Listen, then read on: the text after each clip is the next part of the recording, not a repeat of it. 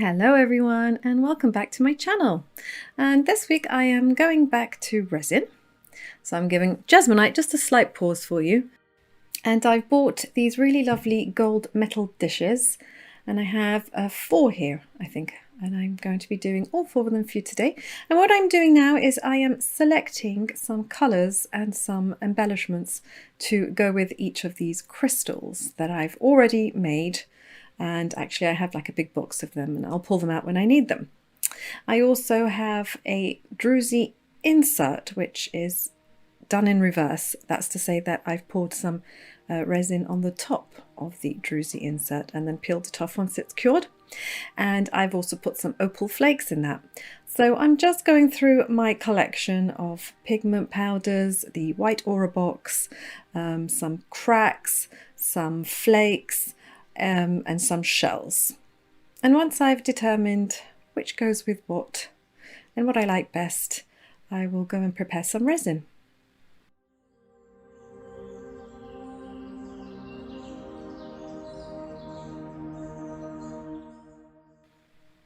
So I'm using the geode resin for this because I like the viscosity. It's a thick viscosity or a high viscosity, and it means that I will get a little bit more working time with it, and also it's thicker, so I can actually embed all of these embellishments in it without it moving around too much. So I'm starting off here with a number 26, I believe that is, from the white aura box, and it is a really lovely almost green tinged sort of a ghost pigment powder, and it goes really well with the opal flakes.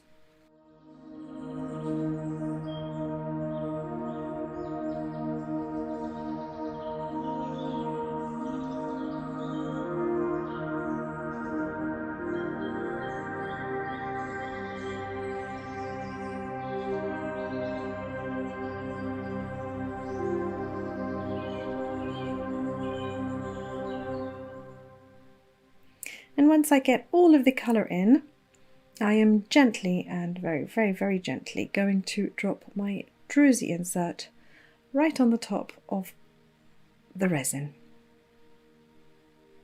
And with this piece I kind of changed my mind a few times, and you'll see as the process goes on. And I'm using some bubble eye just for the bubbles instead of using a heat gun or a torch gun. And there I go, just adding it in. And I think that looks really pretty. But just as extra embellishments, I'm putting some silver cracks on the side, just to give it some extra pizzazz. And in this one I couldn't decide whether I wanted a crystal or not on the top or embedded in the resin, so for the moment I'm just going to leave it like this. And I'm going to go on to the Shelley's white version. So I am pouring inside there some druzy from the white aura box. It's the druzy pigment powder, and I'm just going to add half of that to the base of the gold dish with some clear next to it. And the reason I'm putting clear is because I want to place the Shelley's white shells on the top there, and they will stay a little bit transparent instead of disappearing on top of the druzy pigment. And what's great about these cracks is that you can actually crack them. You can cut them in half and shape them to your needs. And they have this gorgeous iridescent pearlness to them. They are so lovely. And they also come in a rose version, which is kind of a pinky tone.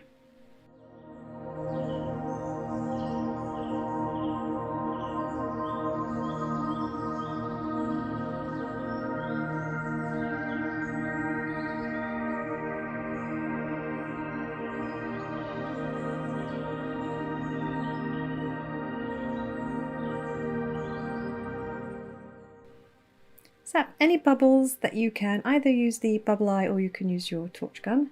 And just to seal them all in, I am swiping over some clear resin right on the top of the shells.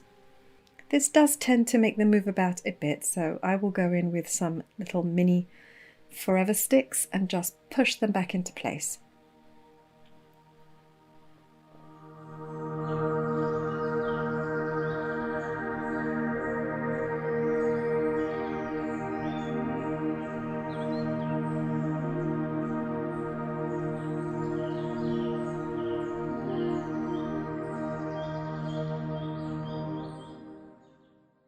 And then once that's done, I will just add the leftover of the druzy pigment that's left over in the cup.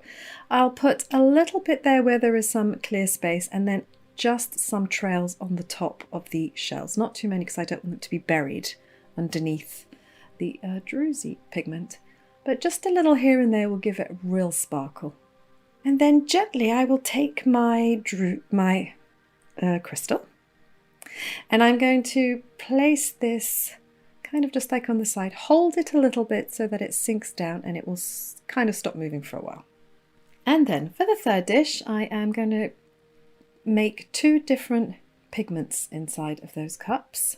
I'm going to be using some pearl from the Oh My God Shell box collection and some coral from the same box collection. And I use these colours because they match quite well with a pink crystal that I've already made before.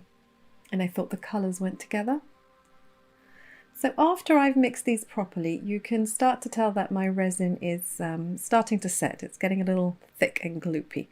But it didn't prevent me from using any of these pre-prepared pigments.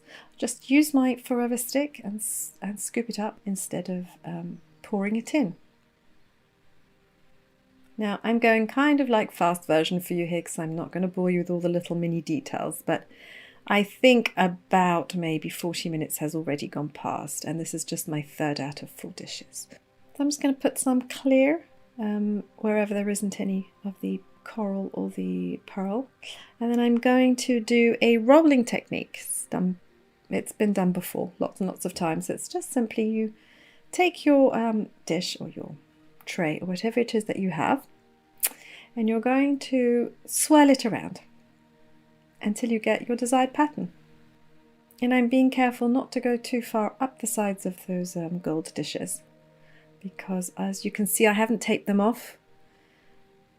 I don't usually tape them off, so I go as slow as I can, and the geode resin is quite thick so it doesn't flow as much as the crystal resin. And once I'm happy with the swirl, it kind of looks like raspberry and vanilla ice cream. It looks gorgeous. I'm going to zap any of the remaining bubbles, and once again you can use the bubble eye if you don't have a torch like myself. And then I've got the shells. It's the pink shells from the same Shells Oh My God box collection. I'm going to add them just here and there, and I really love these shells. They're absolutely stunning, and yes, they are real shells. And with all of these I won't necessarily be putting a top coat on because I quite like the sort of touchy-feely effect of these shells and any of the embellishments that I've put on. I like to be able to feel them, and it's okay. It works very well as a jewellery dish. You don't need it to be completely flat. And for the last one, I've prepared a little bit of shimmer in some leftover resin, and this time I'm using the liquiments in the colour Jet, which is a jet black colour. It's gorgeous. This is made for Jesmonite. It's the new range by Mrs. Colourberry. It works for Jesmonite and resin, and it's really concentrated, as you can see there, so that's really perfect for what I want. And I'm going to add this to the base of my dish, my gold dish, and I love the black and the gold together. It's so elegant. So as you can see, that really is the last of my working time there. It's getting incredibly thick and goopy. I can just about turn it in there, so I'm using my forever stick. This is the large version, and I'm just pushing it towards the sides before I swirl it around.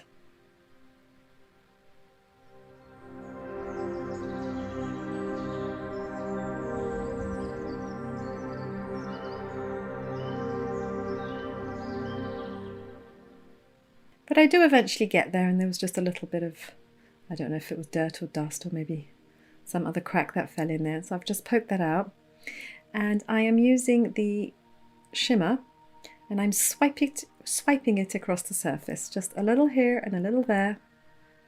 It looks really pretty, and it really shines in the light.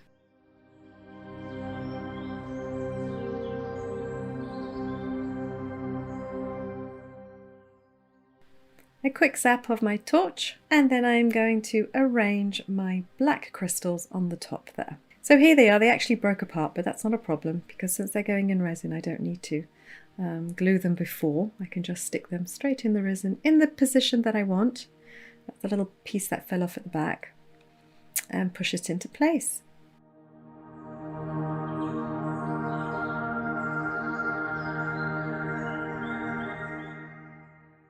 And now I'm going to be adding some gold cracks.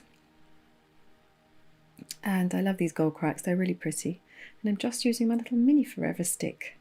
Couldn't find a spoon, but this works just as well. And I'm just going here and there, no particular order. Just going with some sort of shape that I think fits the theme. And as I said, I absolutely love gold and black. Such an elegant combination. And then I will let all of these obviously cure overnight.